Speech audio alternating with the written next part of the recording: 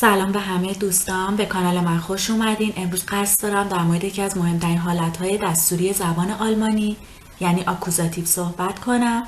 پس تا آخر ویدیو همراه من باشید. Was ist der Akkusativ? Der Akkusativ ist einer der vier Fälle im Deutschen. Er zeigt das direkte Objekt eines Satzes an, also die Person oder Sache, die von der Handlung unmittelbar betroffen ist. آکوزاتیو یکی از 4 حالت دستوری در زبان آلمانی است و این حالت مفعول مستقیم جمله را نشون میده، یعنی شخص یا چیزی که به صورت مستقیم تحت تاثیر فعل یا عمل قرار میگیره. Die Kontrafrage lautet wenn oder was. سوالی که کمک میکنه آکوزاتیو رو در جمله تشخیص بدیم when چه کسی یا was چه چیزی است. Zum Beispiel der Mann hat ein Pferd. اون مرد یک اسب داره. Was hat der Mann؟ اون مرد چه چیزی داره؟ ein Pferd یک اسب که اینجا آکوزاتیو ماست. امیر besucht seinen Freund. امیر به دیدار دوستش میره. Wenn besucht امیر چه کسی رو امیر ملاقات میکنه؟ seinen Freund دوستش رو که اینجا آکوزاتیو ماست. Im Deutschen ändern sich die bestimmten und unbestimmten Artikel im Akkusativ je nach Genuss des Substantivs. در زبان آلمانی حرفای تعریف معین و نامعین در حالت آکوزاتیو بسته به جنسیت اسم تغییر میکنن. Nur der maskuline bestimmte Artikel ändert sich im Akkusativ von der zu den. فقط آرتیکل مذکر در حالت آکوزاتیو از در به دن تغییر میکنه. Feminin, Neutrum und Plural bleiben gleich im Akkusativ. آرتیکل دی، das و دی پلوغال در حالت آکوزاتیو تغییر نمی کنن. همونجوری که توی جدول میبینید bestimmte آرتیکل ماسکولین، den Mann feminin، die Frau neutral، das Kind Plural، die Eltern.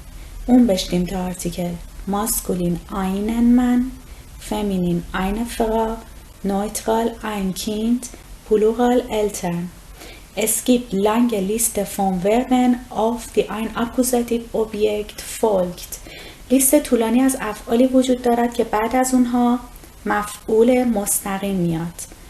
مثل finden نظری داشتن، پیدا کردن haben داشتن، es gibt وجود داشتن، benutzen استفاده کردن، besuchen دیدن کردن، به ملاقات کسی رفتن، essen غذا خوردن، sehen دیدن، hören گوش دادن، mögen دوست داشتن، trinken نوشیدن، erhalten دریافت کردن، lesen خواندن مطالعه کردن، kennen شناختن، lieben عاشق بودن، kaufen خریدن، bauen ساختن، machen انجام دادن، anrufen زنگ زدن، vergessen فراموش کردن، verstehen فهمیدن، tragen حمل کردن،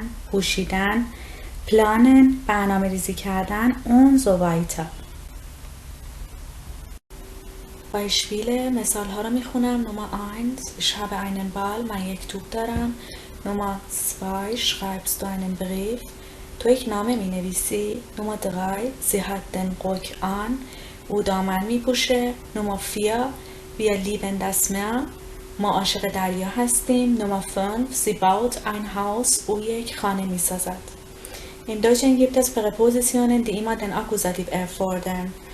در زبان آلمانی حروف اضافه‌ای وجود دارن که همیشه آکوزاتیو میخوان. دوش به معنی از طریق از وسط، گگن به معنی در مقابل، علیه، اون بدون، فور برای، دوره، بیس تا. Beispiele Nummer 1 geht durch den Park او از وسط پارک می رود. Nummer 2 der Mann geht das Haus مرد دور خانه راه می رود. Nummer 3 die Mannschaft spielt gegen den Tabellenführer تیم مقابل سطر نشین جدول بازی می کند.